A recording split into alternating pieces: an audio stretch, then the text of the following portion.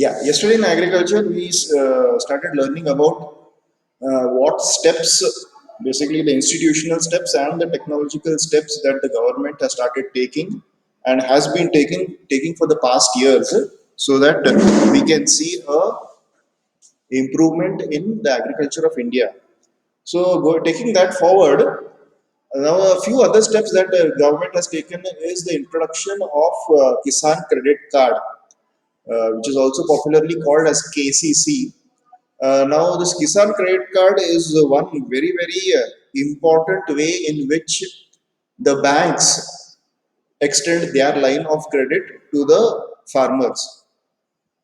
The farmers will find it extremely easy to use this Kisan credit card, because this KCC is basically like a account which they open in the bank, wherein they have a loan with the bank. So they can use this account for taking things on credit whenever they want to buy seeds, fertilizers, all these things they want to buy it on credit. They can use this Kisan credit card, and then the repayment can be done later. So it's a very important line of credit which has been extended by the banks through the from the government through the banks. There is personal accident insurance schemes which have been again which is provided by the government through the insurance companies. Are some of the other schemes introduced by the government of India for the benefit of the farmers. Moreover, special weather bulletins and agricultural programs for farmers are introduced on the radios and television. If any of you has ever seen Doordarshan on your television, that is the channel which is run by the government of India. This Doordarshan has a channel which is specifically dedicated to the farmers, and this channel runs in all the state languages. So, yeah, are students able to hear me?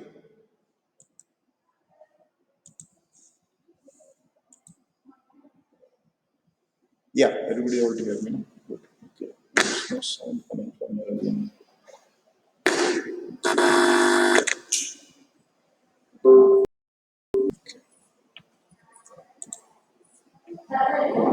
Yeah, okay, fine. Yeah. Yeah, so as I was saying, the government also sees to it that they educate the farmers, they train them on the weather conditions. They issue weather forecasts in case there's a storm coming. They warn the farmers what needs to be done. Maybe they can take some protective measures against the storm. They also inform the farmers at what time of the month the monsoon would be beginning, or when they can expect very heavy rainfalls. All those things, these weather bulletins are released to the farmers. Also, lots of educational programs are conducted by the agricultural department. They go village to village and they educate the farmers basically about cropping patterns, about they also educate them about,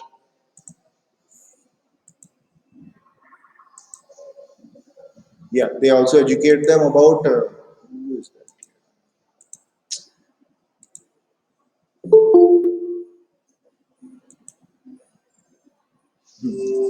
They also educate them about what and all insecticides to be used, fertilizers to be used, how they can keep their crops protected from any other kind of bacterial infections, viral infections. All these things, education programs also are run by the government. The government also announces minimum support price.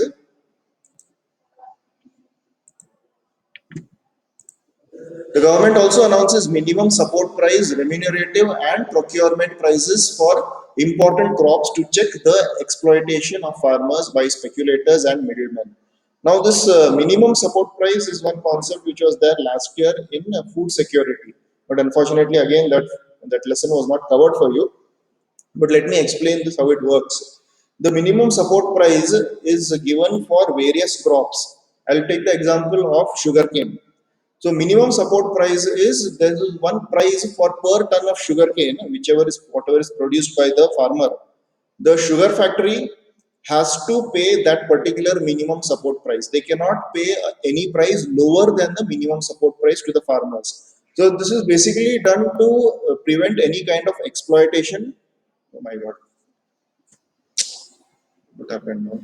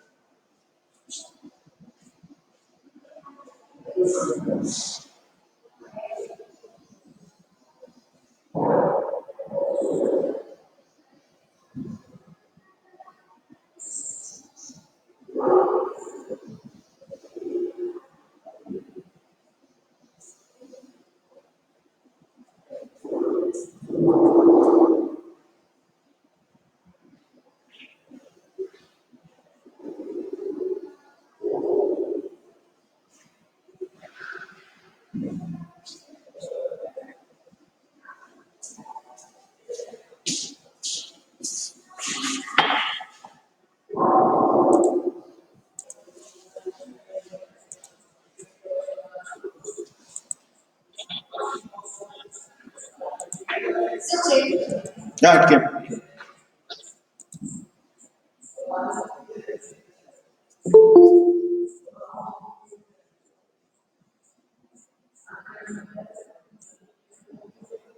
Yeah, sorry, we got disconnected. Yeah, back again.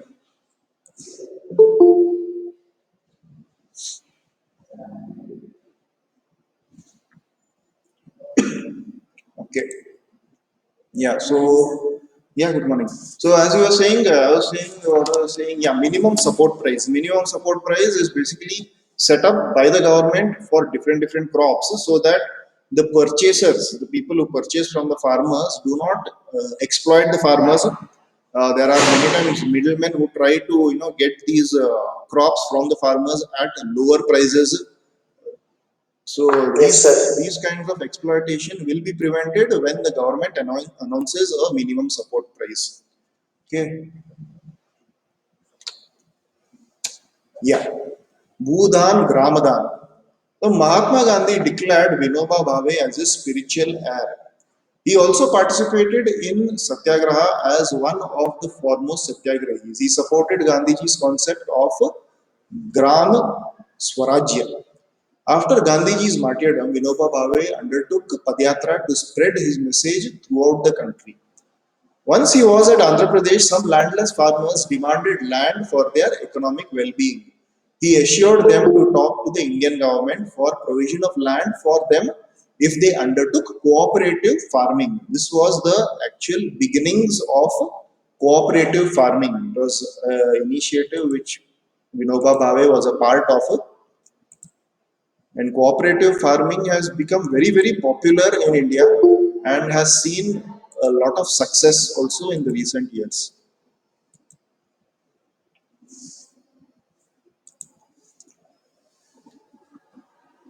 Sri Ramchandra Reddy stood up and offered 80 acres of land to 80 landless farmers. This was known as Bhudan, means a donation of land. Later, he introduced this idea throughout India. Some zamindars offered to distribute villages among the landless. This was known as Gramadan, that is the distribution of villages for landless people. So they can set up their own house and stay over there. However, many landowners choose to provide some part of their land to the poor farmers due to the fear of Land Sealing Act. This Bhudan Gramadan movement, initiated by Vinoba Bhave, is also known as a bloodless revolution. It is called as a bloodless revolution because it is a revolution of a different kind. It is not a revolution where people stand up and fight. It was a revolution where people came forward to give up their land or donate their land to landless laborers and landless farmers so that they could use that land and do cultivation on that land.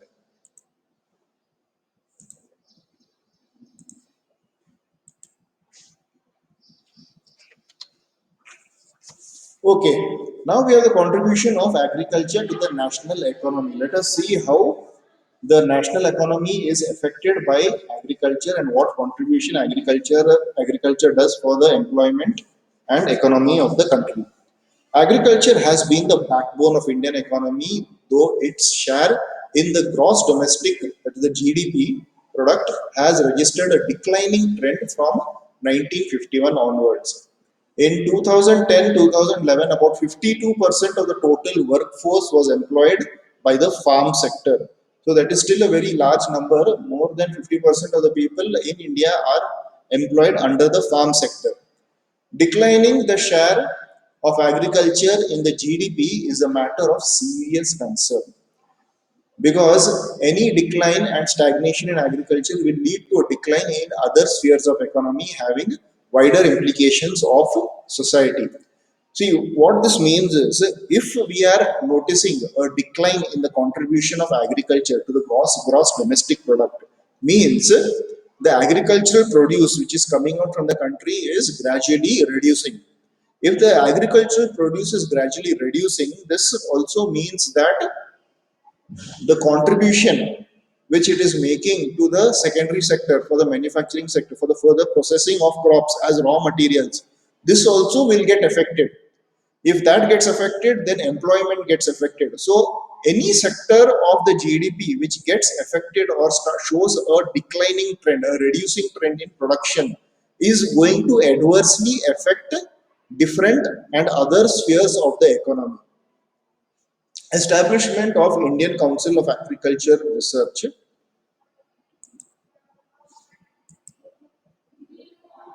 Okay. Establishment of Indian Council of Agricultural Research, ICAR, agricultural universities, veterinary services and animal breeding centers, horticulture development, research and development in the field of meteorology and weather forecast, etc., are given priority for improving the agricultural sector. So there are many other linked services which work together to help the agricultural services, agricultural sector. We have agricultural universities very close by here in Dharwad. We have a huge agricultural university. We have veterinary services. There are animal breeding centers. There are horticultural development research centers. There is a horticultural department here in Belgaum itself, just opposite to Civil Hospital. If you ever go there, you can see, what and all different kinds of work that they are doing in those horticultural departments.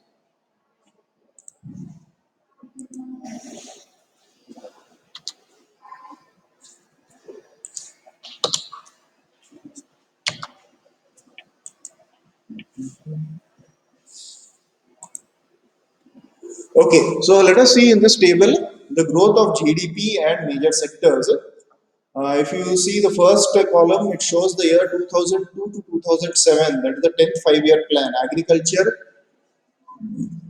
is showing as 1.7%, whereas the 11th five-year plan it has increased to 3.2%.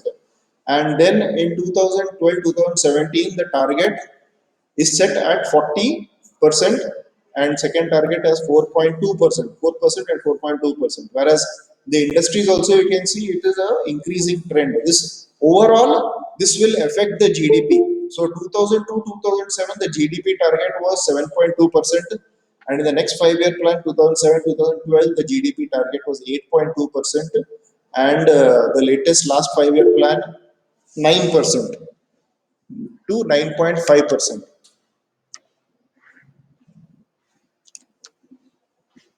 Okay, so lots of measures have been taken to see that this declining trend in agriculture is reversed and it turns into a increasing trend. And we can see that in the figures over here itself.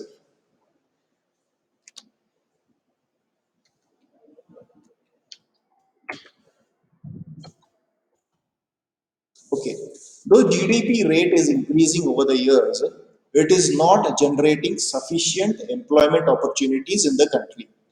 See, what is happening nowadays is even though GDP from the agriculture is increasing, it may not be contributing to employment in the agricultural sector. Why this is? Because there is lots of modern equipment which is being used. There is lots of modern equipment which is being used, and that is why the requirement for labor is coming down, and that is the reason why the employment numbers in agricultural sector would subsequently be coming down, but the production is increasing because of the use of modern equipments. Growth in agriculture is decelerating, means slowing down. Indian farmers are facing a big challenge from international competition and other government, and our government is going ahead with reduction in the public investment in agricultural sector. Subsidy on fertilizers is decreased, leading to increase in the cost of production.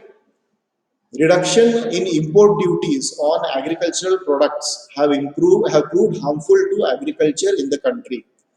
Farmers are withdrawing their investment for agriculture, causing a downfall in the employment in agriculture. So all these are various reasons which is contributing to the lower number of people being employed in the agricultural sector. Okay, food security. So till now everything is clear. Is anyone having any doubts about the governmental measures for the agricultural sector?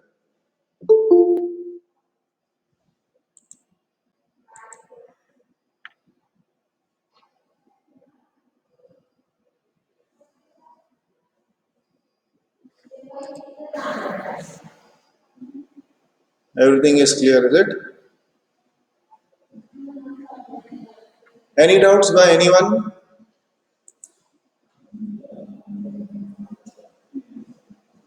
Yes, sir.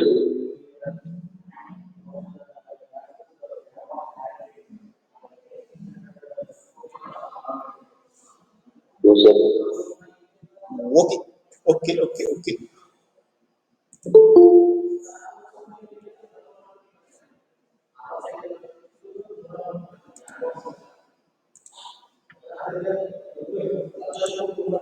Okay.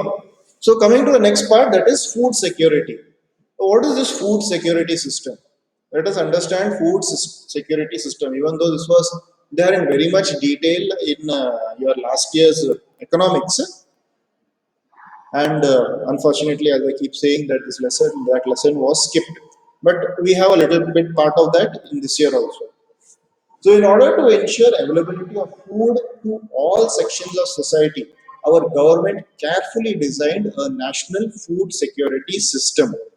So, to make it more simple for you to understand, many of you, or maybe all of you, would be knowing those shops which are called as fair price shops, or in simpler words, the ration shop.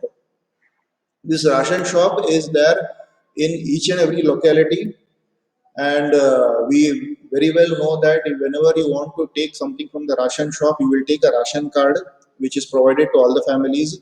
You will go to that ration shop, and there is a monthly allocation of food grains, there is a monthly allocation of oil, of kerosene. All these things are provided to that family at very reasonable prices, very low prices compared to what is given in the other private shops. So this is the concept of food security which was developed by the government to ensure that everybody gets their share of food on a monthly basis. It consists of two components, that is buffer stock and public distribution system. The ration shop which you see is part of the public distribution system, also called as PDS. The PDS is a program which provides food grains and other essential commodities at subsidized prices in rural and urban areas. When we say subsidized prices, means at prices which are lower than the market price. That is because the government takes or pays a share of that amount. A part of that amount is paid by the government, and the balance part is paid by the customer. So that is the meaning of subsidized prices. The primary objective of this policy is to ensure food grains to common people at affordable prices. The policy focuses on growth in agricultural production and on fixing the support price for procurement of wheat and rice to maintain the stock. This is called as buffer stock. The policy focuses on growth in agricultural production. First and foremost, the agricultural production should increase. And second, it fixes a support price, that is the minimum support price. And then it acquires these from the farmers and it stores it in huge warehouses and godowns so that it becomes a buffer stock. The buffer stock basically means something which I can fall back on. Whenever we see that there are natural calamities, there is a flood, there is some kind of a earthquake or some kind of any other natural calamity which has occurred over there, and people need food. The first thing that is affected in case of a flood is your house is washed away and there is no food available. So the government sends the air force over there. They airdrop food bags So where do you think these food bags come from, which they are able to airdrop to the people who are stranded in that flood situation? This comes from the buffer stock which is available with the government. So this buffer stock is like a backup stock. There is always a backup stock of food grains available with the government, so that at no point of time will India have a shortage of food. Food Corporation of India, that is FCI, procures and stocks food grains where distribution is ensured by the PDS. So this is a part of the food security system in India. So how are food grains procured? What are the disadvantages and advantages of this method of food security? So FCI procures food grains from the farmers at minimum support price. I have already told you what this minimum support price is. The FCI is Food Corporation of India. The government used to provide subsidies on agricultural inputs like fertilizer, water, etc. But these have now reached sustainable levels and have also led to large scale inefficiencies in the use of these scarce outputs. So, earlier, whatever subsidies the government used to give for fertilizers and water, all for irrigation facilities and all these slowly the government is trying to remove because they have seen lots of misuse in these kinds of subsidies which are given. Excessive use of water and fertilizer have led to waterlogging, salinity, and depletion of micronutrients in the soil. Salinity means increase in the level of salt in the water. When the level of salt in the water increases, it is very bad for agriculture and it is very bad for the crop also. The high minimum support price subsidies in input and committed FCI purchases have distorted the cropping pattern. What happens is there are few crops which are given lots of benefit because of their commercial value. Like say for example, sugarcane has a very high commercial value and a high demand also. So once the government is supporting this particular crop of sugarcane by providing more support price, that it is seen that more farmers are shifting towards sugarcane farming. When there are more farmers shifting towards sugarcane farming, obviously this is going to affect the cropping pattern of other crops. So maybe lesser rice is produced, lesser wheat is produced, and more sugarcane is produced. So the use of this MSP is affecting the cropping pattern. Wheat and paddy crops grown in Punjab and Haryana are for the MSP they get, which has created serious imbalance in interstate intercrop parities. So, how are the consumers divided? What are the drawbacks and disadvantages? Consumers are divided into below poverty line and above poverty line. Your ration card, which we get, there are two types of ration cards. There is a below poverty line ration card, and there is a above poverty line ration card. This poverty line concept we have already studied last year in your economics lesson, poverty. However, this categorization is not perfect as a number of deserving poor are excluded from the BPL category and some of the so-called above poverty line people slip back into the below poverty line category because of the failure of one crop and it is administratively difficult to accommodate such shifts. So again, this bifurcation of people into BPL and APL is not a 100% perfect bifurcation. There are lots of disparities in this, and there are even people who are extremely poor who are not covered by this scheme of food security.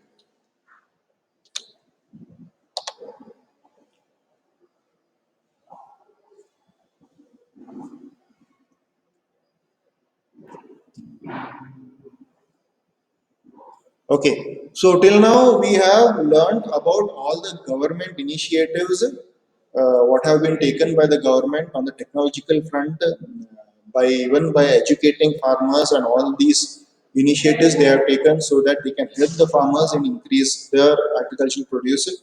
We have seen a declining trend in the agricultural contribution to the economy, and then with the implementation of many measures from the government, which includes minimum support price, which includes food security systems, all these things, we have seen that slowly the contribution of agriculture to the economy is now on a rising trend. But unfortunately, it does not provide that much amount of employment. And then we have seen how food security is being used in India so that people are receiving the food whenever they require, and this concept of food security is again divided into people below the poverty line and for people above the poverty line. So anyone has any doubts, you can please ask me.